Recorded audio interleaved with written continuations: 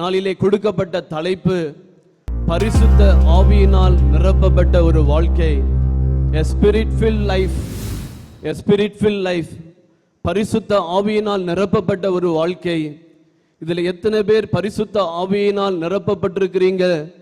எத்தனை பேர் இதுவரைக்கும் பரிசுத்த ஆவியை பெறவில்லை என்பது உங்களுக்கு தெரியும். ஆனால் இந்த இடத்திலே வந்து பரிசுத்த ஆவியினால் நிரப்பப்பட்ட ஒரு அனுபவத்தோடு பரிசுத்த ஆவியினுடைய வல்லமையை பெற்று கடந்து போகணும் என்று சொல்லி கர்த்தர் வாஞ்சிக்கிறதை நான் உணர்கிறேன்.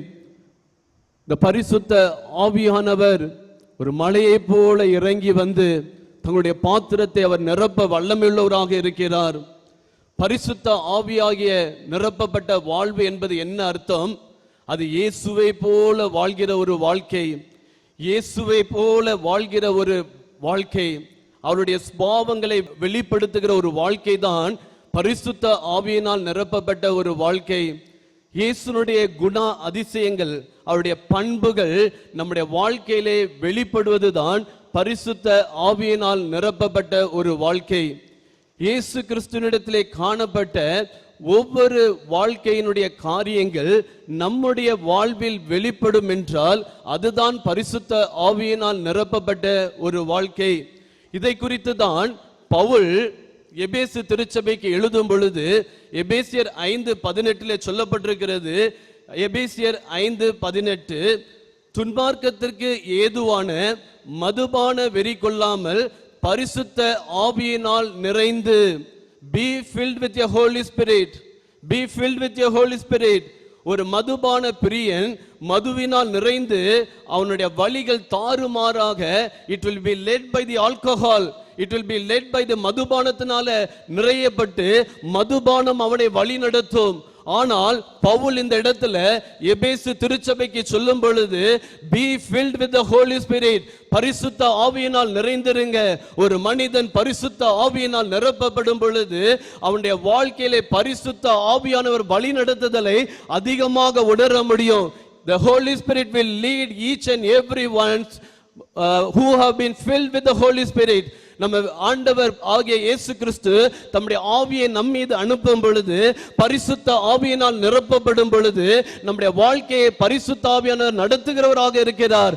அதனால தான் எபேசு திருச்சபைக்கு பவுல் கட்டளையாக கொடுக்கிறார். It is a commandment given by Paul to Ephesians church that you have to be filled with the Holy Spirit. I want to put a question here. How many of you are filled by the Holy Spirit? எத்தனை பேர் பரிசுத்த ஆவியினால நிறைய பெற்றிருக்கிறீர்கள்? என்னைக்கோ ஒரு நாள் பரிசுத்த ஆவியை பெற்றுக்கொண்ட அனுபவத்தோடு நின்று விடுகிற அனுபவம் கிடையாது. பரிசுத்த ஆவியானுடைய அனுபவம், அதிலே நாம் நிறைந்து காணப்பட வேண்டும், அதிலே நாம் வழிந்து காணப்பட வேண்டும். நம்முடைய பாத்திரம் பரிசுத்த ஆவியினால் நிரப்பப்பட்டு கொண்டே இருக்க வேண்டும். நம்முடைய பரிசுத்த ஆவியை ஏனோ ஒரு நாள் பெற்றுக்கொண்டு அதிலே நாம் திருப்தி அடைகிற வாழ்க்கை கிடையாது. பரிசுத்த ஆவியானுடைய வாழ்க்கை ஒவ்வொரு நாளும் நாம் பரிசுத்த ஆவியினால் நிரப்பப்படுகிற ஒரு வாழ்க்கை வாழ வேண்டும். உங்களுக்கு எனக்கு ஒரு ரோல் மாடலா இருக்கிற இயேசு கிறிஸ்து, he was been filled with the Holy Spirit, he was been led by the Holy Spirit. வேத வசனத்தை எடுத்து படிப்போம். லூக்கா எழுதின சுவிசேஷம் 4வது அதிகாரம் 1வது வசனம். இயேசு பரிசுத்த ஆவியினாலே நிறைந்தவராய் யோர்தானை விட்டு திரும்பி ஆவியானவனாலே வனாந்தரத்திலே கொண்டு போகப்பட்டார். இயேசு பரிசுத்த ஆவியினால் நிறைந்தவராய், Jesus was been filled by the Holy Spirit and led by the Holy Spirit to the wilderness. பரிசுத்த ஆவியானவர் இயேசுவை தம்முடைய ஆவியினால் நிரப்பியிருந்தார்.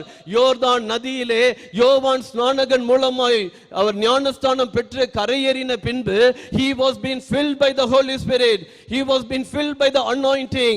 அதனால தான் அப்போஸ்தலர்ல கூட சொல்லப்பட்டிருக்கிறது 10வது அதிகாரத்துல, நசரேயனாகிய இயேசுவை தேவன் பரிசுத்த ஆவியினாலும் வல்லமையினாலும் அபிஷேகம் பண்ணினார். அவர் நன்மை செய்கிறவராயும் பிசாசின் வல்லமையில் அகப்பட்ட யாவரையும் குணமாக்குறவராயும் சுற்றி திரிந்தார். The Lord Jesus has been filled by the Holy Spirit. உங்களுக்கும் எனக்கு ரோல் மாடலா இருக்கிற இயேசு கிறிஸ்து பரிசுத்த ஆவியினாலே நிரப்பப்பட்டிருந்த ஒரு அனுபவத்தை பெற்றிருந்தார். பரிசுத்த ஆவியினாலே வழி நடத்தப்பட்ட அனுபவத்தை பெற்றிருந்தார். இதில் அமர்ந்திருக்கிற தேவ ஜனமே, நாம் ரட்சிக்கப்பட்டிருக்கலாம், நம் வேதத்தை ஆராய்ந்து படிக்கிறவர்களாக இருக்கலாம். But one more thing God is willing to do for you today. பரிசுத்த ஆண்டவர் உங்கள் மத்தியிலே இன்று செய்யணும் சொல்லி வாஞ்சிக்கிற ஒரு காரியம் உண்டு. அது என்னன்னா, he wants you to be filled with the Holy Spirit. நீங்க பரிசுத்த ஆவியினாலே உங்க பாத்திரம் நிறைந்து காணப்பட வேண்டும். ஏதோ ஒரு நாள் பரிசுத்த ஆவியிலே நிறைந்து ஜெபிக்கிற ஒரு அனுபவம் கிடையாது. அன்னதினம் பரிசுத்த ஆவிக்கு இடம் கொடுத்து பரிசுத்த ஆவியினால் நிரப்பப்பட்டு அவருடைய நடத்துதலின்படி வாழ்கிற ஒரு அனுபவத்துக்காக தேவன் உங்களை அழைத்திருக்கிறார். அருமையான தேவ ஜனமே, Jesus was filled with the Holy Spirit and he was led by the Holy Spirit and he did do many miracles and signs. இன்னைக்கு ஆண்டவர் அதை நம்மிடத்தில் எதிர்பார்க்கிறார். இந்த நாளிலும் இயேசு கிறிஸ்து பரிசுத்த ஆவியினால் நிரப்பப்பட்டதுனால அவருடைய வாழ்க்கையில வெளிப்பட்ட சில குணங்கள், கனிகள் என்ன என்பதை நாம் இப்பொழுது பார்க்க போகிறோம். இயேசு கிறிஸ்து பரிசுத்த ஆவியினால் நிறைந்து அவர் ஊழியம் செய்த நாட்கள்ல அவரிடத்துல காணப்பட்ட அநேக பண்புகள் உண்டு. அதிலே நாம் ஒரு சில பண்புகளை குறித்து நாம் தியானிக்க போகிறோம். முதலாவது காரியம், Jesus pleased the Father. முதலாவது, தேவன் பிதாவுக்கு பிரியமானவைகளை செய்தார். I want to put a question here. How many of us are pleasing the God? How many of us delighting the Jesus in our life? Jesus delighted his Father. Jesus pleased his Father. அதுதான் வேத வசனத்தில் சொல்லப்பட்டிருக்கிறது. எல்லாரும் வேதத்தை திருப்பிக் கொள்வோம். யோவான் 8:29 சொல்லப்பட்டிருக்கிறது, என்னை அனுப்பினவர் என்னுடனே கூட இருக்கிறார். பிதாவுக்கு பிரியமானவைகளை நான் எப்பொழுதும் செய்கிறபடியினால் அவர் என்னை தனியே இருக்க விடவில்லை. The Lord who has sent me is with me. He has never kept me alone because I have been pleasing my Father. I have been delighting the Father. இயேசு கிறிஸ்து தேவனுக்கு ஒரு பிரியமுள்ள ஒரு வாழ்க்கை வாழ்ந்த தேவ ஜனமே, நாம் இந்த பூமியில வாழ்ந்து கொண்டிருக்கிறோம். நம்மை சுற்றி அநேக பாவங்கள், அநேக அசுத்தங்கள், அநேக சிற்றின்பங்கள், அநேக அவபக்தியான காரியங்கள், நம்முடைய விசுவாசத்தை குலைக்கக்கூடிய காரியங்கள் நம்மை சுற்றி அநேகம் இருக்கிறது. ஆனால் how we are living with for Jesus, நம்ம எப்படி தேவனுக்காய் வாழ்ந்து கொண்டிருக்கிறோம்? உலகத்திலிருந்து ஒரு பிரித்தெடுக்கப்பட்ட வாழ்க்கை வாழ்ந்து கொண்டிருக்கிறோமா? இல்லை உலகத்தோடு இணைந்து வாழ்ந்து கொண்டிருக்கிறோமா? உலகத்தார் போகிற போக்குக்குள்ளாக நாம் போய் கொண்டிருக்கிறோமா? இதை தான் இந்த காலை நேரத்திலே கர்த்தர் உங்களிடத்திலும் என்னிடத்திலும் கேட்கிற ஒரு கேள்வி. Do we please Jesus? Do we please Jesus? Do we delight Jesus? நம்ம தேவனுக்கு ஒரு பிரியமுள்ள வாழ்க்கை வாழ்ந்து கொண்டிருக்கிறோமா? இல்லை தேவனை துக்கப்படுத்துகிற, அவரை வேதனைப்படுத்துகிற, அவருடைய மனதை புண்படுத்துகிற காரியங்கள் நம்முடைய வாழ்க்கையில புறப்பட்டு கொண்டிருக்கிறதா? Jesus delighted the Father. இயேசு கிறிஸ்து பிதாவுக்கு பிரியமானவைகளை செய்தார். தேவ ஜனமே, இன்னைக்கு நம்ம என்ன செய்து கொண்டிருக்கிறோம்? We are doing in our strength. நம்முடைய பலத்தினால முயற்சி பண்ணுகிறோம். நம்ம பரிசுத்தமாய் வாழ்வதற்கு நம்முடைய மூளையை பயன்படுத்துகிறோம், நம்முடைய பலத்தை பயன்படுத்துகிறோம். ஏதாவது ஒரு காரியத்தை தேவனுக்காய் செய்வதற்காக நம்முடைய திறமையை நம்பி இருக்கிறோம், நம்முடைய பலத்தை நம்பி கொண்டிருக்கிறோம். ஆனால் இந்த வேத வசனம் சொல்லுகிறது, Jesus pleased his Father. Jesus delighted his Father. இயேசு தேவனுக்கு பிரியமானவைகளை செய்தபடியினால அவர் தனியே இருக்க விடவில்லை. He was never kept alone. தேவ ஜனமே, உங்களோடு கூட தேவன் இருக்கிறதை உங்கள் வாழ்க்கையில அனுபவிக்க முடியும்.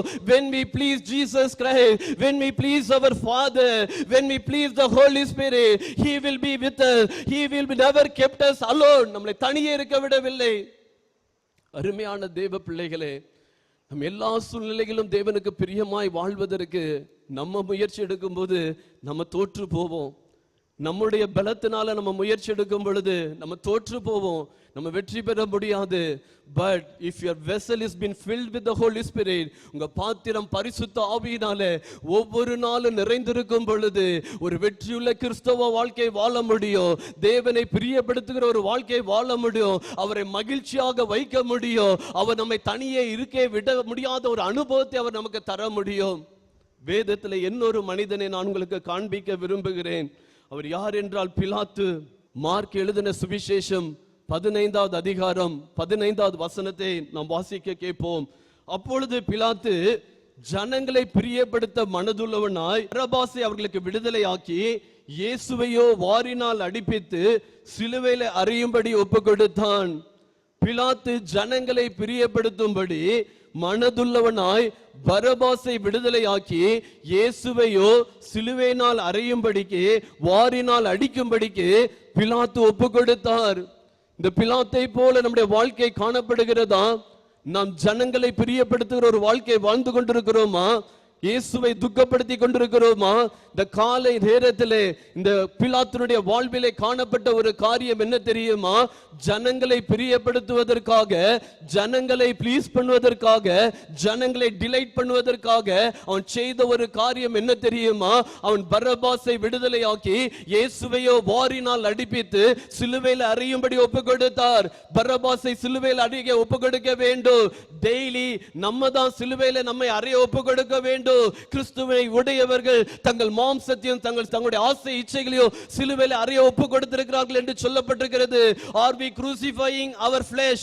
Our crucifying our நம்முடைய thoughts, நம்முடைய இச்சைகளை நம்ம சிலுவையில் அறைய ஒப்பு கொடுத்திருக்கிறோமா? Are we crucifying like Pilate Jesus on the cross? நம்ம இயேசுவை ஒவ்வொரு நாளும் சிலுவையில் அறைந்து கொண்டிருக்கிறோம். இந்த பிலாத்து அப்படிதான் செய்தான். இயேசுவை விடுதலையாக்க வேண்டிய பிலாத்து, பரபாசை சிலுவையில் அடிக்க வேண்டிய பிலாத்து இயேசுவை வாரினால் அடிப்பித்து சிலுவையில் அறைய ஒப்பு கொடுத்து இந்த பரபாசை விடுதலையாக்கினான். மனிதர்களை பிரியப்படுத்துவதற்காக தேவ ஜனமே, நாம் யாரை பிரியப்படுத்தி வாழ்ந்து கொண்டிருக்கிறோம்? Jesus pleased his father. இயேசு கிறிஸ்து தேவனை பிரியப்படுத்தி வாழ்ந்து முடித்தார். நாம் நம்மை பிரியப்படுத்துறோம். அநேக நேரத்தில் ஜீசஸ் never pleased himself. நம்மளை பிரியப்படுத்திட்டு இருக்கிறோமா? we can overcome all these things.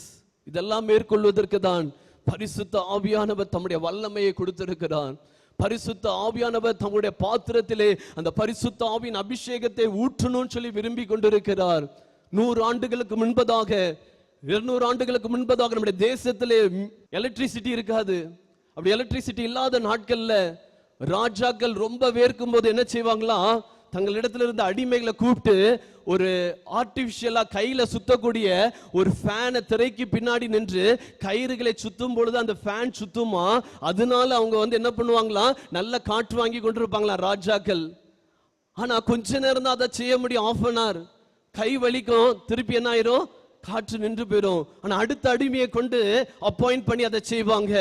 we are doing like that. நம்ம முயற்சி எடுக்கிறோம் to live a holy life. நம்ம முயற்சி எடுக்கிறோம். ஆனா when electricity came, the switch is on. ஒரு விசிறி கூட தேவையில்லை. ஒரு மனுஷனால் சுத்தப்படுகிற ஒரு விசிறி தேவையில்லை. ஒரு மனுஷனால் முயற்சி எடுத்த ராஜாக்கு காற்று கொடுக்கக்கூடிய ஒரு விசிறி தேவையில்லை. the electricity does that. அதே போலதான் பரிசுத்த ஆவியானவர் ஒரு பாத்திரத்தை நிரப்பும் பொழுது, when he has been filled with the Holy Spirit, பாவம் அவனை மேற்கொள்ளாது. நீங்கள் நியாய பிரமாணத்துக்கு கீழ்ப்பட்டிருக்காமல் கிருபைக்கு கீழ்ப்பட்டிருக்கிறபடினால பாவம் உங்களை மேற்கொள்ள மாட்டாது. this is the promise given to every Christian believers. பாவம் நம்மளை மேற்கொள்ள முடியாது என்று ஒரு வார்த்தையை, ஒரு ப்ராமிஸ் நமக்கு கொடுக்கப்பட்டிருக்கிறது என்றால், Jesus never give which we cannot do. Jesus never give or never say what we cannot do. இயேசு கிறிஸ்து தம்முடைய வாக்குத்தத்தத்தை நமக்கு கொடுத்திருப்பார் என்றால் அது நம்ம செய்ய முடியாததை அவர் எழுதி வைத்திருக்க மாட்டார். நிச்சயமாக நம்மளால செய்ய முடிந்ததை தான் அவர் வேதத்திலே பரிசுத்த ஆவியினால் ஏவப்பட்டு எழுதப்பட்டிருக்கிறது. ஒரு மனுஷன் பரிசுத்தமாய் வாழ முடியும். ஒரு மனுஷன் பரிசுத்த ஆவியினால் நிரப்பப்படும் பொழுது, when he has been filled with the Holy Spirit, he can please his Father, he can please his Jesus Christ, he can please the Holy Spirit. அருமையான தேவ ஜனமே, முதலாவது குணம் தேவனிடத்திலிருந்து இயேசுவினிடத்தில் வெளிப்பட்டது அவருக்கு பிரியமான, தேவனுக்கு பிரியமான ஒரு வாழ்க்கை. உங்களுடைய ஒர்க்கிங் ஸ்பாட்டுக்கு போவீங்க, உங்க வீட்டுக்கு போவீங்க, நீங்க வேலை செய்கிற அலுவலகத்துக்கு போவீங்க.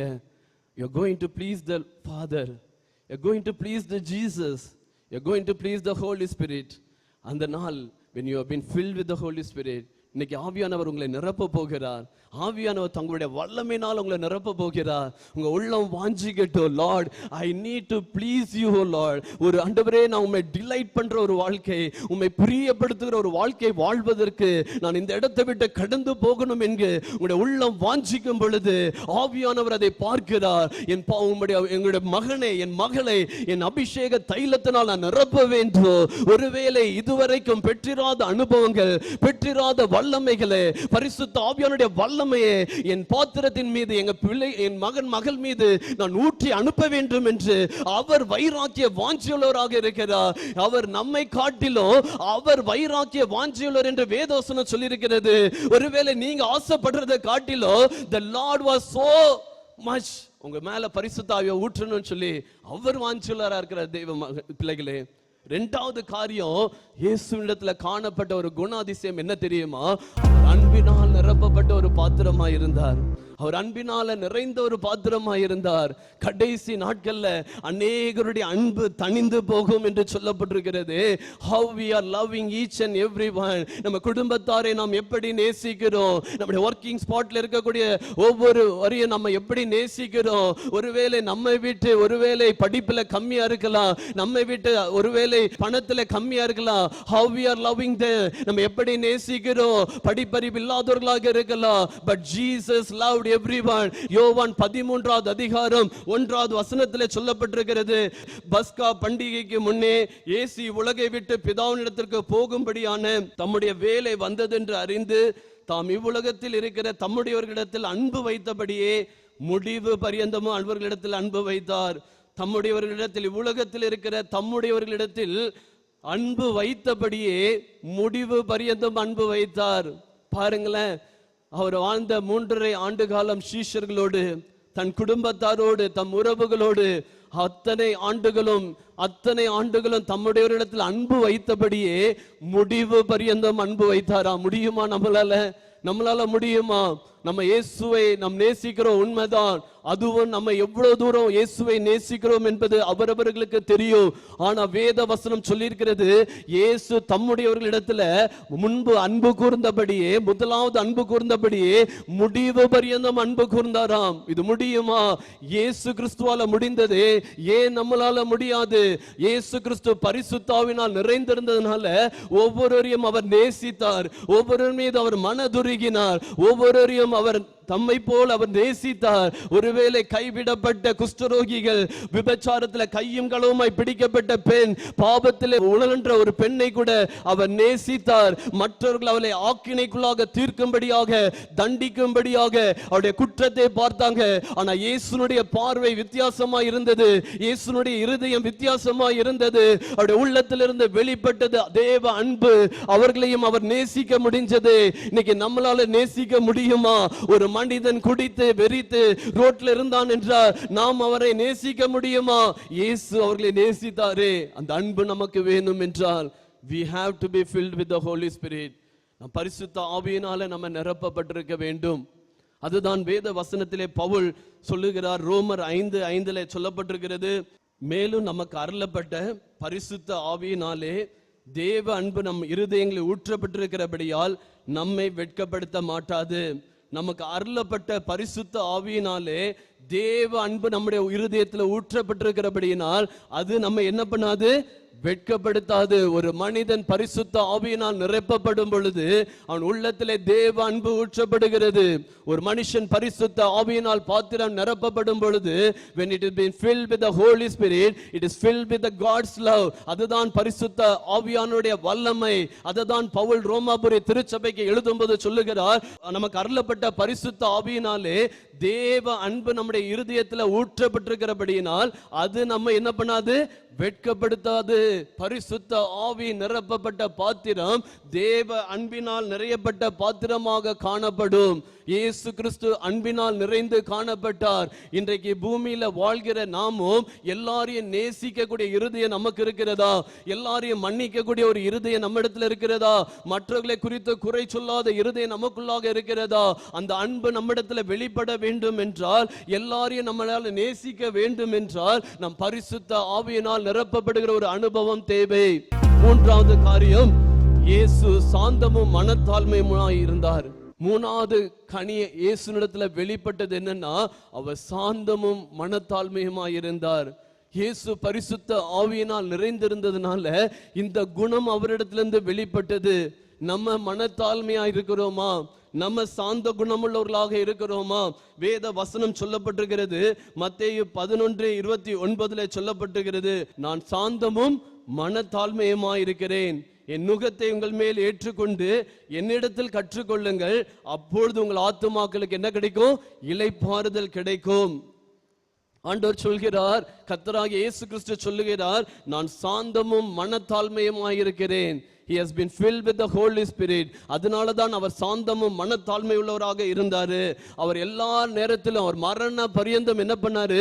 தன்னை தாழ்த்தினார் என்று வேதவசனம் சொல்லி இருக்கிறது. முடிவு பரியந்தம் ஒரு அடிமையின் ரூபம் எடுத்து மரண பரியந்தம் தம்மை தாழ்த்தின ஒரு இயேசு கிறிஸ்துவாக தன்னை வெளிப்படுத்தினதை நம்ம பார்க்கிறோம். காரணம் என்ன? அவர் பரிசுத்த ஆவியினாலே நிரப்பப்பட்டிருந்தார். ஒரு முறை தன்னுடைய சீஷர்கள்ல யார் பெரியவர்கள் என்று ஒரு முறை சண்டை வந்துருச்சு. யார் பெரியவர்கள்? இயேசு கிறிஸ்து சொல்றாரு, நான் கொஞ்ச நாள்ல என்னை காட்டி கொடுத்து நான் சிலுவையில மரிக்க போறேன்னு சொன்ன உடனே அந்த பொசிஷனுக்கு ஒருவேளை சண்டை வந்திருக்கும் பொழுது, அப்ப சீஷர்களிடத்துல நீ பெரியவனா நான் பெரியவனா என்கின்ற ஒரு போட்டி வந்தது. அப்ப போட்டி வந்த பொழுது இயேசு அதை கேட்டுக்கொண்டிருக்கிறார். இயேசு கேட்டுக்கொண்டிருந்து அந்த வேத பகுதிக்கு நேராக நாம் திருப்பிக் கொள்வோம். லூக்கா 22வது அதிகாரத்திலே சொல்லப்பட்டிருக்கிறது. நாம் எல்லாரும் வேதத்தை திருப்பிக் கொள்வோம். லூக்கா 22வது அதிகாரம் 24வது வசனத்திலிருந்து நான் வாசிக்கிறேன். அன்றியும் தங்களில் எவன் பெரியவனாய் இருப்பான் என்று அவர்களுக்குள்ளே வாக்குவாதம் உண்டாயிற்று. அவர் அவர்களை நோக்கி, புறஜாதியாரின் ராஜாக்கள் அவர்களை ஆளுகிறார்கள், அவர்கள் மேல் அரசால் அதிகாரம் செலுத்துகிறவர்களும் உபகாரிகள் எனப்படுகிறார்கள் அப்படின்னு சொல்லிட்டு அடுத்த வசனத்தை பாருங்க. உங்களுக்குள்ளே அப்படி இருக்க கூடாது. நீங்க உங்கள யார் பெரியவன் சிறியவன் என்று உங்களுக்குள்ளாக இருக்க கூடாது. If you are organizing an IT company, உங்க டீம்ல நீங்க வேலை செய்யும் பொழுது, உங்களுடைய வீடுகள்ல இருக்கும் பொழுது, இல்ல நீங்க வேலை செய்கிற எந்த அலுவலகமாக இருக்கலாம், it can be a ministry, ஒரு கிராம திருச்சபையா இருக்கலாம், இல்ல சபைகளாக இருக்கலாம். ஆனா நமக்குள்ளால நீ பெரியவன் நான் சிறியவன் என்கிற அந்த பாகுபாடு வரக்கூடாது என்று தான் பரிசுத்த ஆவியானவர் இதை வேதத்தில் எழுதி வைத்திருக்கிறார். அப்படி இருக்க கூடாது என்று உங்களில் பெரியவன் எப்படி இருக்கணுமா? சிறியவனை போலவும். அதுக்கப்புறம் என்ன சொல்லப்பட்டிருக்கிறது? உங்களிலே தலைவன் எப்படி இருக்கணுமா? பணிவிடைக்காரனாய் இருக்கணும்னு சொல்லப்பட்டிருக்கிறது. உங்களில் பெரியவன் எப்படி இருக்க வேண்டும்? சிறியவனாய் இருக்க வேண்டும். உங்களிலே தலைவன் எப்படி இருக்க வேண்டும்? பணிவிடைக்காரனாய் இருக்க வேண்டும். இது சாத்தியமா? இயேசு வாழ்ந்து காண்பித்தார். தேவ ஜனமே, அவர் பரிசுத்த ஆவியினால் நிரப்பப்பட்ட ஒரு பாத்திரமா இருந்ததுனால அவர் மனத்தாழ்மையா இந்த பூமியிலே வாழ்ந்து காட்டினார். சீஷர்களை எவன் பெரியவன் என்கின்ற ஒரு சண்டை ஏற்பட்ட பொழுது அவர்களுக்கு ஒரு வார்த்தையை அவர்களுக்கு கூறினார். எவன் பெரியவனா இருக்க வேண்டுமோ அவன் சிறியவனா இருக்க வேண்டும். எவன் தலைவனா இருக்க வேண்டுமோ அவன் எப்படி இருக்க வேண்டும்? பணிவிடைக்காரனா இருக்க வேண்டும். Are we doing that? Are we doing that? நம்ம கம்பெனியில நம்முடைய வேலைகளை செய்யும் பொழுது நம்ம விட ஒருவேளை ஜூனியர் ஒரு எம்ப்ளாயி வரும் பொழுது நம்ம அவங்களை எப்படி ட்ரீட் பண்றோம்? நமக்கு தான் எல்லாம் தெரிஞ்சது போல அவர்களை நம்ம கார்னர் பண்றோம்ல நிறைய நேரத்துல. பட் ஜீசஸ் said that ஒருவன் தலைவனா இருக்கிறவன் எப்படி இருக்கணுமா? பணிவிடைக்காரனா இருக்க வேண்டும். அதனாலதான் ஆண்டவர் சொல்கிறாரு, என்ன ஒரு காரியத்தை 27வது வசனத்துல படிச்சு பாருங்க. பந்தி இருக்கிறவனோ பணிவிடை செய்கிறவனோ எவன் பெரியவன்? பந்தியில் இருக்கிறவன் அல்லவா? நம்ம கல்யாண வீட்டுக்கு போயிருப்போம், நம்ம நல்லா சாப்பிடுறதுக்கு டேபிள்ல உட்கார்ந்து இருப்போம், சர்வ் பண்றதுக்கு நிறைய கேட்டரிங் பாய்ஸ் வந்திருப்பாங்க. நீங்க அந்த குடும்பத்தார் நடத்துற கல்யாணமா இருக்கலாம், அந்த குடும்பத்தார்கிட்ட கேளுங்க, பந்தியில இருக்கிறவங்க அவங்களுக்கு முக்கியமா இல்ல அந்த கேட்டரிங் பாய்ஸ் முக்கியமா அப்படின்னு சொன்னா பந்தியில இருக்கிறவங்க தான் பெரியவங்க. பந்தியில இருக்கிறவங்க தான் பெரியவங்க. அந்த குடும்பத்தார் சொல்லுவாங்க, எங்களுக்கு பந்தியில இருக்கிறவங்க தான் முக்கியம் சொல்லுவாங்க. But Jesus never says like that. இயேசு கிறிஸ்து என்ன சொல்லுகிறார் பாருங்களேன். அப்படி இருந்தோ நான் உங்கள் நடுவில் எப்படி இருக்கிறேன்? பணிவிடைக்காரனை போல் இருக்கிறேன். Jesus was like a servant. Jesus was like a servant. நம்மளால இருக்க முடியுமா தேவ ஜனமே? ஒரு பணிவிடைக்காரனை போல நம்ம வாழ முடியுமா? Jesus lived a life like that. அவர் எப்படிப்பட்ட ஒரு தலைவர்! அவர் வாழ்ந்து காண்பித்தார். தேவ சித்தத்தை நிறைவேற்றினார். தேவனுக்கு பிரியமான ஒரு வாழ்க்கை வாழ்ந்தார். ஆனா சீஷர்கள் மத்தியிலே அவர்களுக்கு பணிவிடைக்காரனாய் இருந்தேன் என்று தன் வாழ்க்கையை வாழ்ந்து காண்பித்தார் அவர்களுக்கு முன்பதாக. அது மாத்திரமல்ல, இந்த இன்சிடென்ட் முடிந்த கொஞ்ச நேரத்துக்குள்ள ஒரு வேத வசனத்தை நாம் படிப்போம். யோவான் 13வது அதிகாரம் 4வது 5வது வசனத்தை நாம் படிப்போம். அவர் போஜனத்தை விட்டு எழுந்து வஸ்திரங்களை கலற்றி வைத்து ஒரு சீலை எடுத்து அறையிலே கட்டி கொண்டு பின்பு பாத்திரத்திலே தண்ணீர் வார்த்து சீஷர்களுடைய கால்களை கழுவவும் தான் கட்டி கொண்டிருந்த சீலையினால் துடைக்கவும் தொடங்கினார். பாருங்களேன், இயேசு கிறிஸ்து போஜனத்தை விட்டு எழுந்த பின்பு, அந்த பஸ்கா கடைசி போஜனத்தை விட்டு எழுந்த பிற்பாடு, அவர் சீஷர்களுடைய கால்களை கழுவதற்காக தன் வஸ்திரத்தை கலற்றி ஒரு சீலையை தன்னுடைய இடுப்புல கட்டி, யார் தெரியுமா இடுப்புல துண்டை கட்டுவாங்க? the servant. ஒரு வேலை செய்யறதற்கு ஆயத்தமா இருக்கக்கூடிய ஒரு மனிதன் தான் தன் இடுப்பை பலப்படுத்தி கொண்டு வேலை செய்வதற்கு ஆயத்தமா இருப்பான். Jesus, like a servant, he washed the feet of the disciples at the day. அந்த சீஷருடைய பாதங்களை இயேசு கிறிஸ்து கழுவினார். தேவ ஜனமே, we should live a life like a Jesus who has been filled with the Holy Spirit, who had led a life like a servant in cleansing the feet of the disciples. நம்ம அப்படி வாழ்ந்திருக்கிறோமா? நம்ம வாழ்ந்திருக்கிறோமா? This is the God is calling for to live like a Jesus. இயேசுவை போல வாழ்வதற்காக தான் அழைக்கப்பட்டிருக்கிறது. இத்தனை முகாங்கள் வருஷந்தோறும் நடத்திட்டு முடிச்சிட்டு போயிடலாம். But are we transforming like Jesus? இயேசுவை போல நம்ம மாறுகிறோமா? இயேசுவை போல பிதாவை பிரியப்படுத்துகிற ஒரு வாழ்க்கை, அன்பினால் நிறையப்பட்ட ஒரு வாழ்க்கை, ஒரு சாந்தமும் மனத்தாழ்மையுள்ள வாழ்க்கை நம்மிடத்திலிருந்து வெளிப்படுகிறதா? Jesus was like that. இயேசு கிறிஸ்து தாழ்மையின் ரூபமாய் சீஷர்களுடைய கால்களை வாஷ் பண்ணுவதற்கு தன்னை விட்டு கொடுத்தார், தன்னை தாழ்த்தினார். ஒரு வேதவசனம் எனக்கு ரொம்ப பிடிக்கும். God is reminding me, அவர் உயர்ந்தவராய் இருந்தும் தாழ்மையுள்ளவனை நோக்கி பார்க்கிறார், மேட்டிமையானவனையோ தூரத்திலிருந்து அறிகிறாராம். ஹல்லேலூயா, ஹல்லேலூயா, ஹல்லேலூயா. நம்ம தாழ்மையா இருக்கும் பொழுது he is watching. அவர் தாழ்மையிடத்துல அவர் இறங்கி வருகிறார். Jesus did that. Jesus did that. மரண பரியந்தம் தன்னை தாழ்த்தினார். ஏசாயா 53வது அதிகாரம் 7வது வசனத்தை நாம் வாசிப்போம். அவர் நெருக்கப்பட்டும் ஒடுக்கப்பட்டும் இருந்தார், ஆனாலும் தம்முடைய வாயை அவர் திறக்கவில்லை.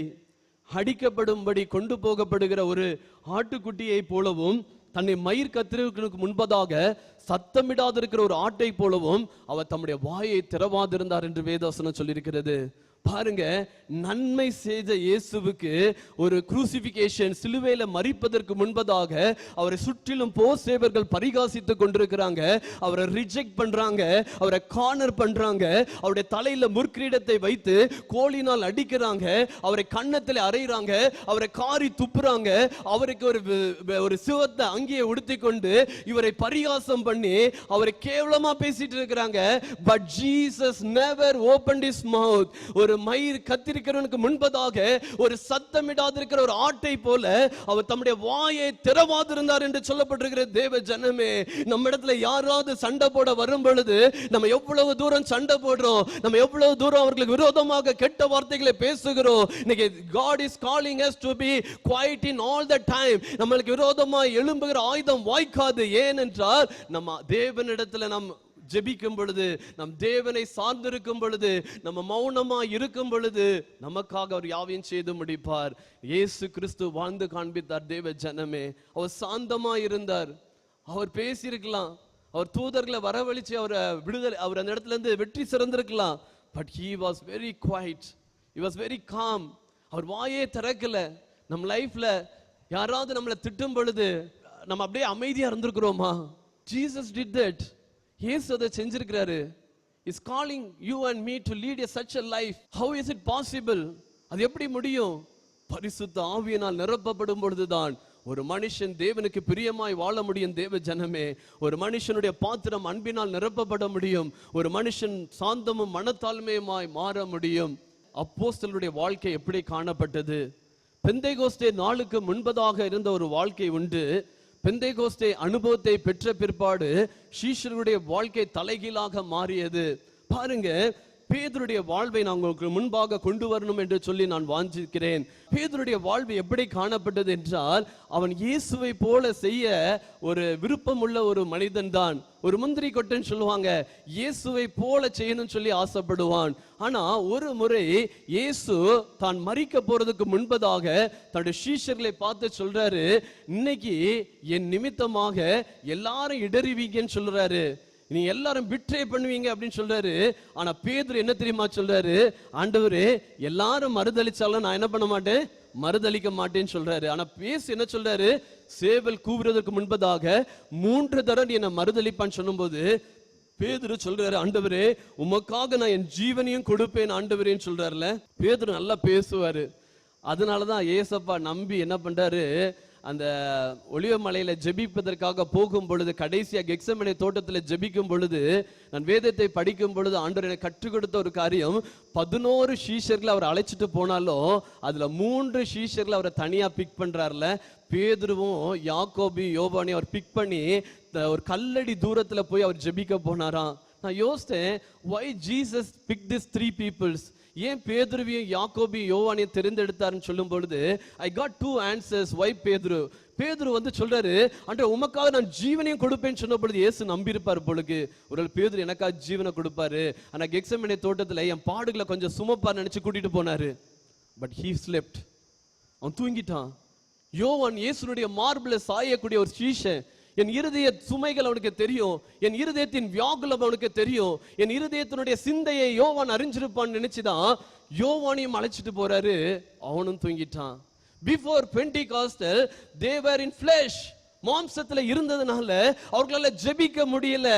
ஜெபத்துல தோற்கடிக்கப்பட்டு ஆவி உற்சாகமானதான் மாம்சம் பலவீனம் என்று சொல்லி அவர்கள் மாம்ச பலவீனத்துல தூங்கி போயிட்டாங்க. இதுதான் பெந்தேகோஸ்தே நாளின் அனுபவத்துக்கு முன்பதாக பேதுருடைய வாழ்விலே காணப்பட்டது. பிற்பாடு மீன் பிடிக்க போறேன்னு சொல்லி போயிட்டாரு. இயேசு அவனை கூப்பிட்டு அழைச்சது என்ன? என் பின்னே வாருங்கள், நான் உங்களை மனுஷர்களை பிடிப்பவர் ஆக்குவேன் என்று சொல்லிதான் பேதுருவையும் அவருடைய கூட்டத்தாரையும் அழைத்தார். ஆனால் இந்த பேதுரு என்ன செய்றாரு? வாங்க நம்ம மீன் பிடிக்க போவோம் என்று சொல்லி தன்னுடைய பின்மாற்றத்துக்குள்ளாக போய்விட்டார். இந்த தேவ ஜனமே, ஒருவேளை நாம் ரட்சிக்கப்பட்ட அனுபவத்தோடு இந்த இடத்துல இருக்கலாம், அபிஷேகம் பெற்ற அனுபவத்தோடு கூட இருக்கலாம். ஆனா பேதுருவை போல ஒரு சில நேரத்திலே நாம் பின்மாற்றத்துக்குள்ளாக கடந்து போயிருப்போம் என்றால், Peter was not been filled with the Holy Spirit, he was in flesh. அவன் மாம்சத்துல இருந்ததனால அவன் மாம்சத்தை ஜெயிக்க முடியாதவனா இருந்தான். ஆனால் பெந்தேகோஸ்தே அனுபவத்தை பெற்ற பிற்பாடு வேத வசனம் சொல்லுகிறது, அப்போஸ்தலர் 2வது அதிகாரம் 4வது வசனம் என்ன சொல்லுகிறது? யோவேலுடைய தீர்க்கதரிசன புத்தகத்தில் சொல்லப்பட்ட அந்த வாக்குத்தத்தம் அன்று நிறைவேறப்பட்டது. அப்போஸ்தலர் 2வது அதிகாரம் 4வது வசனத்திலே சொல்லப்பட்டிருக்கிறது, அவர்கள் எல்லாரும் பரிசுத்த ஆவியினாலே நிரப்பப்பட்டு, they all filled by the Holy Spirit. The 120 disciples have been filled with the Holy Spirit. 120 சீஷர்கள் இயேசு மேல் வீட்டு அறையில எருசலேமிலே காத்திருங்க, யோவேல் தீர்க்கதரிசினால் சொல்லப்பட்ட வாக்குத்தத்தம் நிறைவேறும்படிக்கு நீங்க காத்திருங்க, நீங்க கீழ்ப்படிங்கன்னு சொன்ன பொழுது Pedro and his disciples obeyed the word and they waited on the feet of the Lord on the upper room. மேல் வீட்டு அறையில எருசலேமை விட்டு போகாமல் அவர் காத்திருந்த பொழுதுதான் அந்த 120 சீஷர்களோ பரிசுத்த ஆவியினால் நிரப்பப்பட்டாங்க. அவர்கள் எல்லாரும் பரிசுத்த ஆவியினால் நிரப்பப்பட்டு ஆவியானவர் தங்களுக்கு அருளின பாஷையிலே வெவ்வேறு பாஷைகளை என்ன பண்ணாங்களா? பேச தொடங்கினார்கள். They started to speak in tongues. How? They have been filled with the Holy Spirit. 120 சீஷர்கள் நிரப்பப்பட்ட ஒரு வாழ்க்கைக்குள்ளாக முதலாவது கடந்து வந்தாங்க.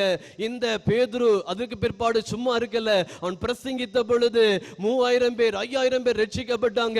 ஜெபிக்க முடியாத பேதுரு, கெத்செமனே தோட்டத்திலே தூங்கின பேதுரு தான். But when he has been filled with the Holy Spirit, he started to pray. அதுதான் வேதவசனம் சொல்லி இருக்கிறது. அப்போஸ்தலர் எழுதின நடபடிகளிலே அப்போஸ்தலர் 3வது அதிகாரத்திலே அந்த முதல் வசனத்திலே சொல்லப்பட்டிருக்கிறது, 9ஆம் மணி நேரத்திலே பேதுருவும் யோவானும் தேவாலயத்துக்கு போனாங்க.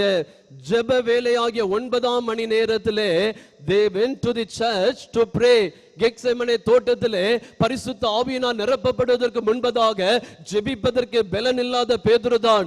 ஆனால் அந்த மேல் வீட்டு அறையினுடைய அனுபவம் கிடைத்த பிற்பாடு ஜெபாலயத்திலே சென்று ஜெபிக்க முடிந்தது.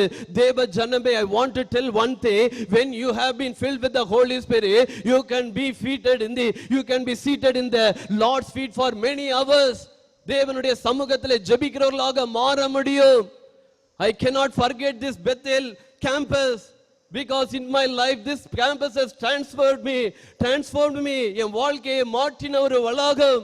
நான் முதல் முறையாக பிளஸ்ஸோ அட்டெண்ட் பண்ணேன் பொறுமையின் ஆண்டிலே. அந்த இடத்துல நான் கீழே அமர்ந்து கொண்டிருந்த பொழுதுதான் I got the salvation of joy, ரட்சிப்பின் மகிழ்ச்சியை இந்த இடத்துல தான் பெற்றுக்கொண்டு 20 வருடங்களுக்கு பிற்பாடு மீண்டுமா இந்த வளாகத்துக்கு ஆவியானவர் என்னை கொண்டு வந்திருக்கிறார். தேவன் கொண்டு வந்து அவருடைய வார்த்தையை பிரசங்கிக்கும்படி வைத்திருக்கிறார் என்றால் it's not by me, it's not by blessing with me, it's by the Lord who has been selected me, who has been poured his spirit. நான் ரட்சிக்கப்பட்டதும் இதே இடத்துல தான், அபிஷேகம் பண்ணப்பட்டதும் இதே இடத்துல தான் தேவன் என்னை அனாயிண்ட் பண்ணினார். உங்க இருதயம் வாஞ்சி கேட்டோ, உங்க இருதயம் வாஞ்சி கேட்டோ. இந்த கேம்பஸ்ல அநேக தேவனுடைய ரட்சிப்பை பெற்று கடந்து போனாங்க. பீட்டர் ஜெபிக்க முடியாத ஒரு பீட்டர் தான் when he has been filled he started to pray. I have never prayed for myself, I never knelt my knees for myself or for my country, but when I have been filled with the Holy Spirit I started to pray for my country. இது எப்படி நடந்ததுன்னா பரிசுத்த ஆவியினால் நிரப்பப்பட்ட பின்புதான் இந்த அனுபவத்தை கர்த்தருடைய வாழ்க்கையில கொடுத்தார். அதுவும் டேனிஷ் பேட்டையில பிளஸ்ஸோ முகாம்ல நான் நிரப்பப்பட்ட பிற்பாடு பரிசுத்த ஆவியானவர் என்னுடைய வாழ்க்கையில பலமாய் கிரியை செய்தார். He never let me to go outside for 3 months. He made me to pray and sit for him alone in an upper room and read the Bible. வேதத்தை படிக்கவும் ஜெபிக்கவும் தரித்திருக்கும்படியாக 3 மாதம் என்னை நடத்தினார். It can be a different experience for you, but God wants you to be filled with the Holy Spirit. அருமையான வாலிப தம்பி தங்கச்சி, எந்த வயதினராக இருந்தாலும் பரவாயில்லை, உன்னை இருதயம் வாஞ்சி கேட்டோம். அதற்கு முன்பதாக Lord, I want to be filled by the Holy Spirit. நான் பரிசுத்த ஆவியினால் நிரப்பப்பட்டதால் என் பாத்திரம் நிரம்பி வழிகிற அனுபவத்தோடு தான் நான் இந்த தேசத்துக்கு ஆண்டவரே ஒரு பயனுள்ள பாத்திரமாய், ஒரு ஜெபிக்கிற மனிதனாய் தேவனுடைய இருதய பாரத்தை பெற்று நான் இந்த இடத்தை விட்டு கடந்து போகணும் என்று உங்களுடைய உள்ளம் வாஞ்சித்தால் போதும். அதை காட்டிலும் வாஞ்சியுள்ள ஆவியானவர் தம்முடைய ஆவியை நிரப்பும்படியாய் உங்களை உயிர்ப்பித்து அனுப்பும்படியாக எசேக்கியேல் தீர்க்கதரிசன புத்தகத்துல உலர்ந்த எலும்புகள் உயிர் பெறுமான்னு சொல்லுது போல நீங்கள் நினைக்கலாம், நான் உயிரடைய முடியுமா? என் வாழ்க்கை மாறுமா? எனக்குள்ளாக பரிசுத்த வாழ்க்கை வர முடியுமா? என் வாழ்விலே ஜெபம் வெளிப்பட முடியுமா? நான் ஆசீர்வாதம் உள்ள பாத்திரமாய் மாற முடியுமா என்று நீ வாஞ்சிப்பாய் என்றால் தேவன் தம்முடைய மகிமையை, தம்முடைய அளவில்லாத பிரசன்னத்தை, பரிசுத்த ஆவியானுடைய வல்லமையை அளவில்லாமல் ஊற்றுவதற்கு he is ready. Are you ready to receive? Are you ready to receive it? அதுதான் தேவன் விரும்புகிறார். தாகம் கொள்கிற பாத்திரத்தை அவர் நிரப்ப வல்லமையுள்ளவராக இருக்கிறார். பேதுரும் யோவானும் ஜெபிக்க தொடங்கின காரணம் என்ன? They have been filled with the Holy Spirit. தேவ ஜனமே, God wants you to pray in his feet. உங்களுடைய பாதங்கள், உங்களுடைய முழங்கால்கள் தேவ சமூகத்துல ஜெபிக்கணும். இன்னைக்கு ஜெபம் குறைஞ்சு போச்சு நம்ம தேசத்துல. நம்முடைய ஆசீர்வாத இளைஞர் இயக்கத்திலையும் எத்தனை நாட்கள் அழுது புலம்பினவர்கள் உண்டு. Where the cry goes, where the tear goes, where that kneel goes. நம்முடைய முழங்கால்கள் எங்கே? நம்முடைய முழங்கால்கள் எங்கே? God is crying for the knees to bend. ஆண்டவருடைய பாதத்திலே ஜெபிக்கக்கூடிய நபர்களை எதிர்பார்த்து கொண்டிருக்கிறார். We don't want to lead a Christian life without praying. Peter never prayed before he received the Holy Spirit. Our தூங்கினாரு. Are we still sleeping? நம்முடைய தேசத்தின் நிலைமையை பார்த்து நம்மளால தூங்காமல் இருக்க முடியாது. நம்ம ஜெபிக்கணும். நம்முடைய தேசத்தின் நிலைமையை நம்ம அறிந்து ஜெபம் பண்ணணும். இதுதான் பேதுரு செய்தாரு. ஜெப வேளையில அவர் ஜெபாலயத்துக்கு போனாருங்க. Do you have some time for prayer? காலையில எழுந்து ஜெபிக்கக்கூடிய அந்த அனுபவம் இருக்கிறதா? இல்லனா இன்னைக்கு வாஞ்சிங்க. Choose a time at morning. Choose a quiet time. காலையில ஒரு அமைதி நேரத்தை தெரிந்து கொள்ள வேதத்தை படிங்க. After this camp in my 19th age, I transformed my life in prayer as well as in reading the Bible. என் வாழ்வில செஞ்சனால நான் சொல்றேன். What that Holy Spirit did in my life, so I am here to tell those things. அந்த காரியத்தை உங்க மத்தியில நான் சொல்றேன் வாரத்தோடு. உங்க இருதயம் வாஞ்சித்தா போதும். I am from a CSI mainline church தான். I don't know about the Holy Spirit much. வருஷத்துக்கு ஒரு வாட்டி ஒரு கன்வென்ஷன் நடத்துவாங்க எங்க திருச்சபையில. ஒரு சில நவநாவுகளை பேசுவாங்க. அது எனக்கு ரொம்ப வாஞ்சியா இருக்கும். நான் கேட்பேன் ஆண்டவரிடத்துல, Lord, I need this, I need this, but I never received till my 19th age. But when I came to this bliss, so I received that. My life changed, my prayer life changed, my reading of Bible changed. ஆண்டவருக்காக ஊழியம் செய்யறதுல ஆண்டவர் பயன்படுத்தினார். why I am trying to tell this now, not to exalt me, என்ன பெருமைப்படுத்துறதுக்கு இல்ல. ஆவியானவர் செய்த காரியம். பேதுரு அப்படிதான் ஜெபிக்க தொடங்கினாங்க. அவர்கள் ஜெபித்த பிற்பாடு நடந்த காரியத்தை படிச்சு பாருங்க. அவர்கள் முடவர்களை நடக்க வைத்தாங்க. பாருங்க, என்னிடத்துல பொண்ணும் இல்ல, வெள்ளியும் இல்ல, ஆனா இயேசுவின் நாமத்தினால எழுந்து நடங்க. ஒரு பாத்திரம் பரிசுத்த ஆவியினால் நிரப்பப்படும் பொழுது அவன் தேவனுக்காய் வல்லமையாய் பயன்படுத்தப்பட முடியும். தேவனுக்காய் அற்புதங்கள் அடையாளங்கள் செய்ய முடியும். ஆண்டவருக்காக எழுப்புதலை கொண்டு வருகிற பாத்திரமாய் மாற்ற முடியும். இந்த ஆசீர்வாத இளைஞர் இயக்கத்தில் அப்படிப்பட்ட எழுப்புதல் நடந்ததுண்டு. நான் பாடல் பாடும் பொழுது ஒரு வார்த்தை சொல்லப்பட்டது, இயேசு மாறாதவர். என்னுடைய உள்ளம் வாஞ்சித்தது, ஆண்டவரே 1960 இருந்த தேவன் இன்றும் மாறாதவர் என்பதை வெளிப்படுத்துங்க ஆண்டவரே. அன்றைக்கு இருந்த ஆண்டவர் நினைக்கும் மாறாதவர் தேவ ஜனமே. நேற்றும் இன்றும் என்றும் மாறாதவர் நம்முடைய தேவன். பிற்பாடு அப்போஸ்தலர் 3வது அதிகாரம் 12வது வசனத்தை படிப்போமா? அப்போஸ்தலர் 3:12. நீங்கள் ஆச்சரியப்படுகிறது என்ன? நாங்கள் எங்கள் சுய சக்தினாலாவது எங்கள் சுய பக்தினாலாவது இவனை நடக்க பண்ணினோம் என்றால் நீங்கள் எங்களை நோக்கி பார்க்கிறது என்ன? When a man is filled with the Holy Spirit, he hide himself. அவன் தன்னை மறைத்துக் கொண்டு தேவனை மகிமைப்படுத்துவானா? ஹல்லேலூயா, ஹல்லேலூயா. பேதுரு ஒரு 40 வருஷமாய் நடக்க முடியாத ஒரு முடவனை நடக்க வைக்கிறாரு. நடக்க வச்சுட்டோன்னு ஜனங்கள் எல்லாரும் அவனிடத்துல ஓடி வராங்க.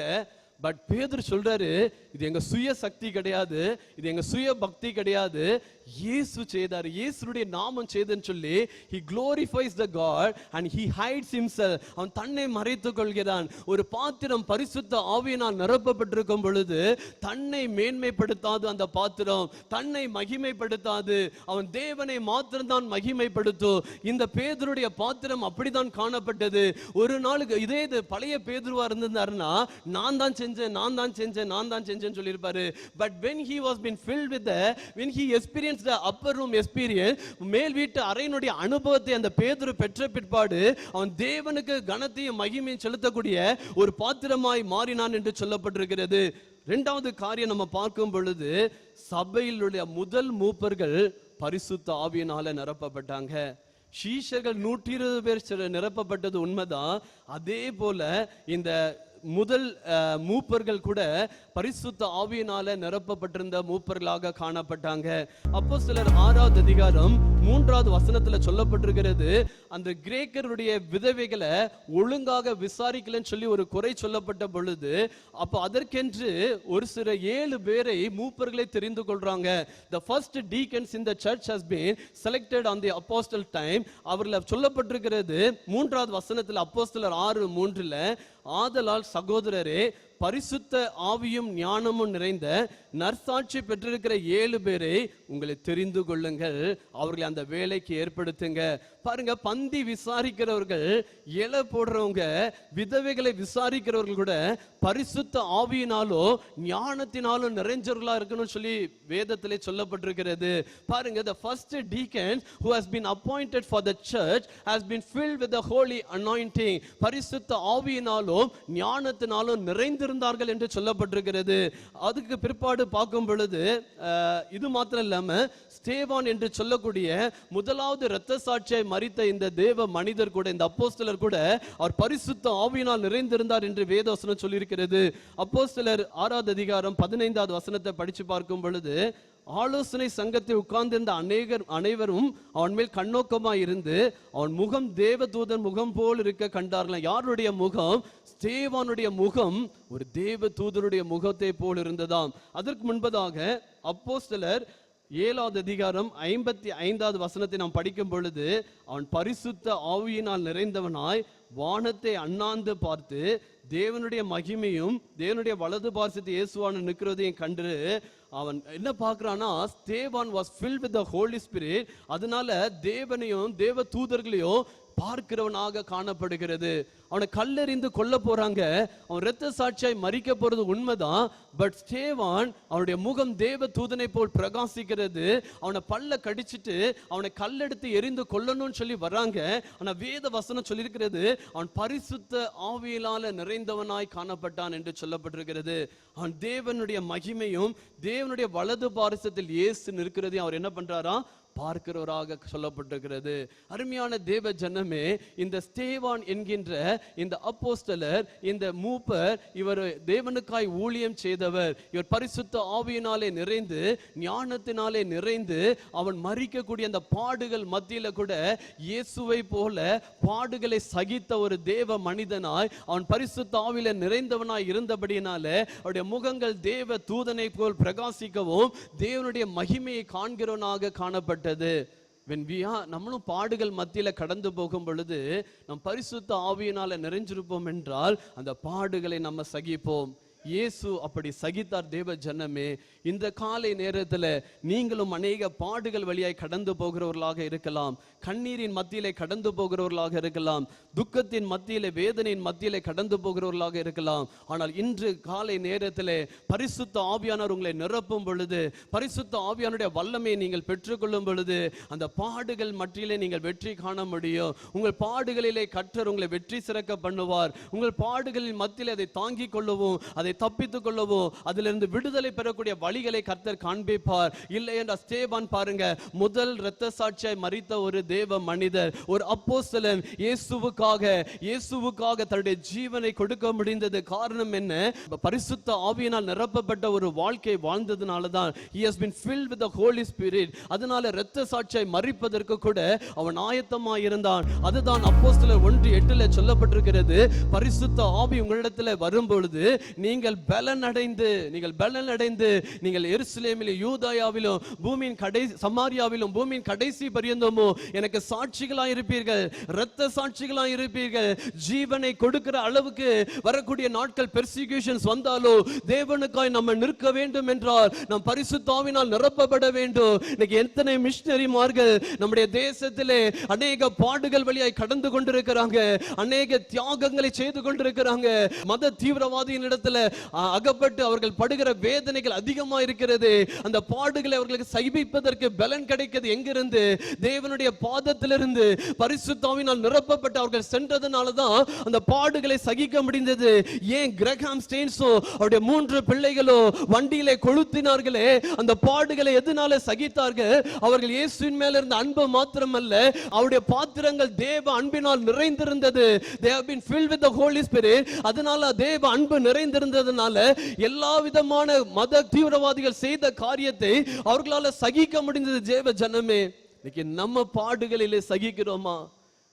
வெளி தேசத்திலிருந்து வந்த மிஷனரிமார்கள், ஆஸ்திரேலியா தேசத்திலிருந்து வந்த மிஷனரிமார்கள் குஷ்டரோகிகளை பார்த்த போட்டோஸ் ஒரு மிஷனரி போட்ட பொழுது வாலிப நாட்கள்ல பாரம் கொண்டு எழும்பி நான் இந்திய தேசத்தின் ஒரிசா பகுதிக்கு சென்று அவர்களுடைய குஷ்டரோகம் என்கின்ற அந்த வியாதிக்காக நான் பிரயாசப்படுவேன் என்ற வாழ்க்கையை கொடுத்தவர் தன்னுடைய 2 மகன்கள் பிலிப் தீமோத்தேயும் அந்த வண்டியிலே மரிக்க ஒப்பு கொடுத்த பொழுது தேவனுக்காய் இரத்த சாட்சிகளாய் மரித்தார்கள்.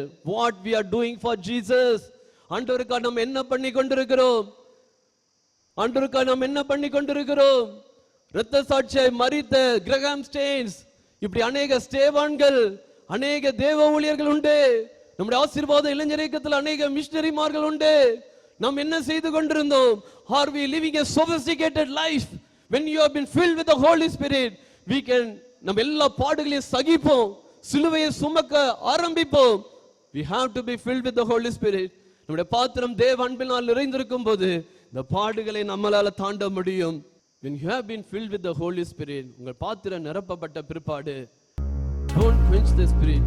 பரிசுத்த ஆவியை அவித்து போடாதிருங்க. ஒரு மனுஷன் பரிசுத்த ஆவியினால் நிரப்பப்பட அது நிறைந்து கொண்டே இருக்க வேண்டும். It should be a overflowing experience. அந்த பாத்திரம் நிறைந்து கொண்டே இருக்கணும். அந்த பாத்திரத்துல அந்த எண்ணெய் வற்றிடக்கூடாது, அந்த நெருப்பு அணைஞ்சிடக்கூடாது.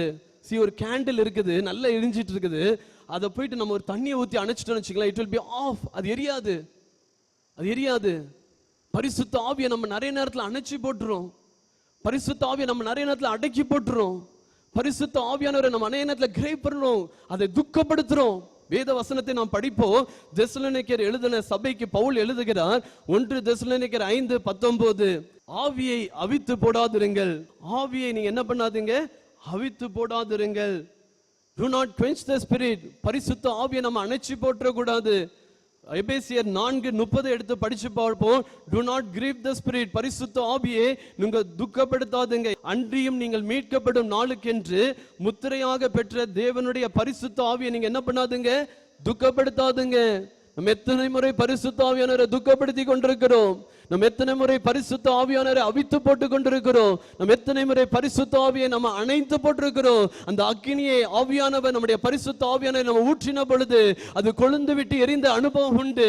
ஆனா அநேக நேரத்தில் நம் நிமித்தமாய் பரிசுத்த ஆவியானவரை துக்கப்படுத்தி இருக்கிறோம். நம் நிமித்தமாக அநேக நேரத்தில் பரிசுத்த ஆவியானவரை நம்ம அணைத்து போட்டிருக்கிறோம். இந்த காலை நேரத்தில் ஆண்டவர் நம்மை பார்த்து கேட்கிற ஒரு கேள்வி, ஒரு நாளும் பரிசுத்த ஆவியை துக்கப்படுத்துறதுக்கு இடம் கொடுக்காதுங்க. ஒரு நாளும் பரிசுத்த ஆவியை அவித்து போடுகிறதுக்கு ஒரு இடம் கொடுக்காதுங்க.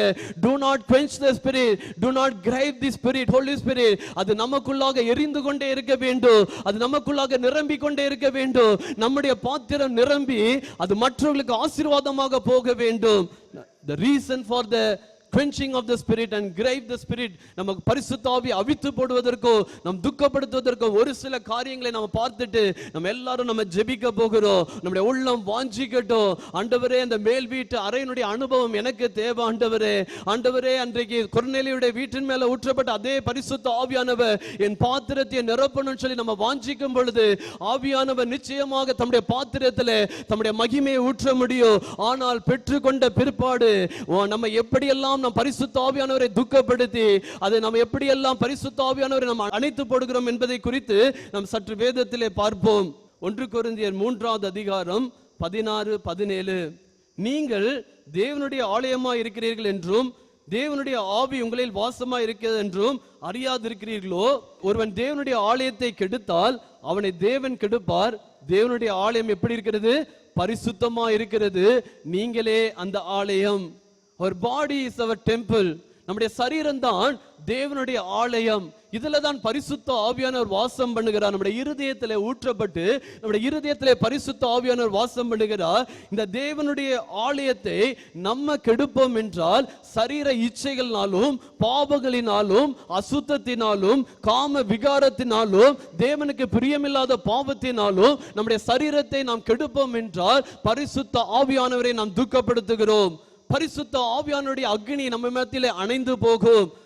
நம்முடைய பரிசுத்த ஆவியானவர் ஒரு மனுஷனுடைய வாழ்விலே அது எரிந்து கொண்டிருந்தால் தான் எழுப்புதலை கொண்டு வர முடியும். ஒரு மனுஷனுடைய வாழ்விலே பரிசுத்த ஆவியானவர் எரிந்து கொண்டிருந்தால் தான் தேவனுடைய வல்லமை வெளிப்பட முடியும்.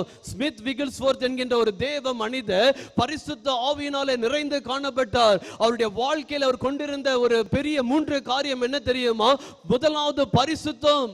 ஸ்மித் விகில்ஸ்வொர்த்ல காணப்பட்டது பரிசுத்தம். பரிசுத்தத்துக்காய் வாஞ்சித்த ஒரு தேவ மனிதர், ஒரு சாதாரணமான ஒரு பிளம்பர் தான், ஆனா தேவனுக்காய் அசாதாரணமான காரியத்தை செய்த ஒரு தேவ மனிதர் ஸ்மித் விகில்ஸ்வொர்த்ல பரிசுத்தத்திற்காக அதிகமாக ஏங்கின ஒரு தேவ மனிதர். அவர் பரிசுத்தத்திற்காய் பிரயாசப்பட்ட ஒரு தேவ மனிதர். இரண்டாவது ஜெபம், விசுவாசம் உள்ள ஜெபத்தை அவர் நம்பி இருந்தாரு. இன்னைக்கு தேவ ஜனமே இதுல அநேகர் பரிசுத்த ஆவியை பெற்றிருக்கிற அனுபவம் உண்டு. ஆனா how is your life? இன்னைக்கு எப்படி அணைஞ்சு போன ஒரு அனுபவத்திலே வாழ்ந்து கொண்டிருக்கிறீர்களா? இல்ல உங்க பாத்திரம் பரிசுத்த ஆவியினால் நிறைந்து காணப்படுகிறதா? இல்ல பரிசுத்த ஆவியானவர் மங்கி எரிந்து கொண்டிருக்கிறாரா? இல்ல அணைந்து போய் கிடக்கிறதா? இல்ல துக்கப்படுத்தி கொண்டிருக்கிறோமா? Whatever may be, but today God is going to pour you the Spirit abundantly upon you. Whenever you thirst for that, when you seek for that, when you ask for that, நீங்க கேட்கும் பொழுது, நீங்க வாஞ்சிக்கும் பொழுது, நீங்க தாகமா இருக்கும் பொழுது பரிசுத்த ஆவியானவர் தம்முடைய அபிஷேக தைலத்தை உங்க மேல ஊற்றுவதற்கு வல்லமையா இருக்கிறார். ஆனா இதை பெற்றுக்கொண்ட பிற்பாடு நீங்க இதுல வளர வேண்டும். 1 கொரிந்தியர் 14:15 சொல்லப்பட்டிருக்கிறது, இப்படி இருக்க செய்ய வேண்டுவது என்ன? After receiving that, what I have to do. இப்படி இருக்க செய்ய வேண்டுவது என்ன என்று சொல்லும் பொழுது, நான் ஆவியோடும் விண்ணப்பம் பண்ணுவேன், கருத்தோடும் விண்ணப்பம் பண்ணுவேன். நான் ஆவியோடும் பாடல் பாடுவேன், கருத்தோடும் பாடல் பாடுவேன். ஆவியில நிறைந்து ஜெபிக்கிற அனுபவம் இருக்கிறதா? பரிசுத்த ஆவியினால அந்நிய பாஷையில ஜெபிக்கிற அனுபவம் நம்ம இடத்துல உண்டா? என்னைக்கோ பெற்றுக்கொண்டோம், அது முடிஞ்சு போச்சு அப்படின்னு இல்லையா? No no no. தினமும் நம்ம அதுல நிறைஞ்சு ஜெபம் பண்ணோம். We have to pray 1 hour. We have to pray 2 hours in tongues.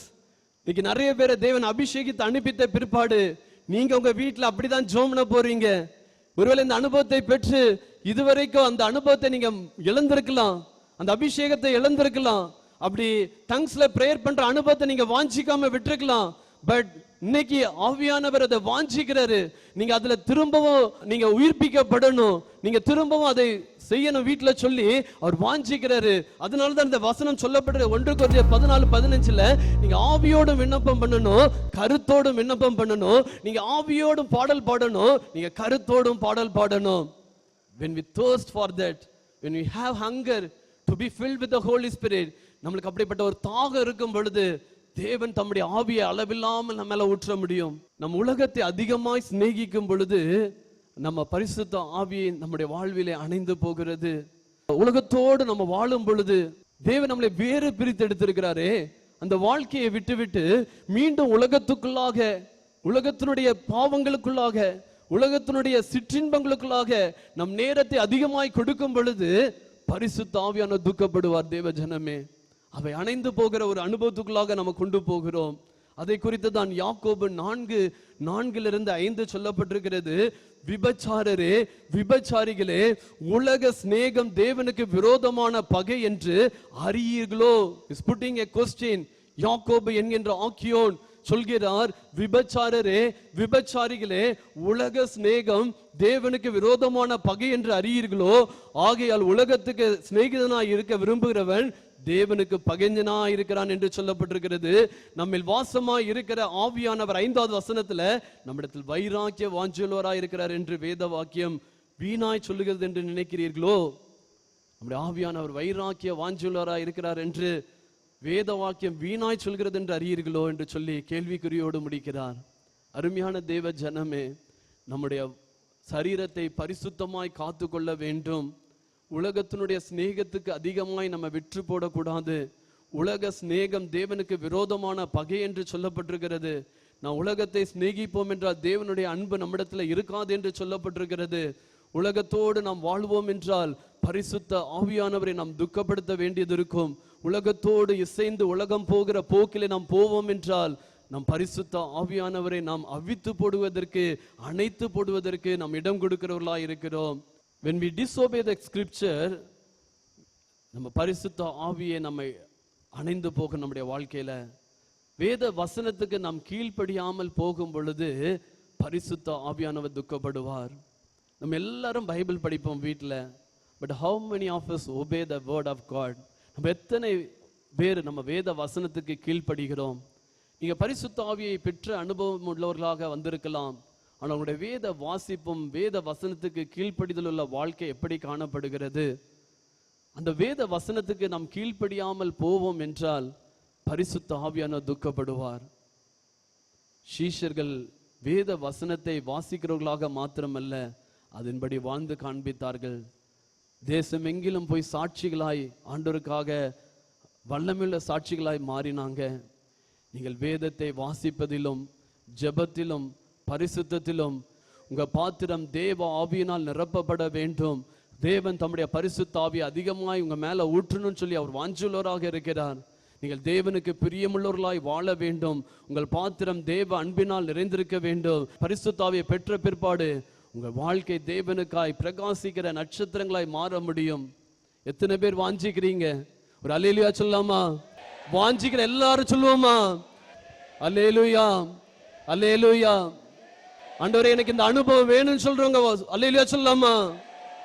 Hallelujah, hallelujah.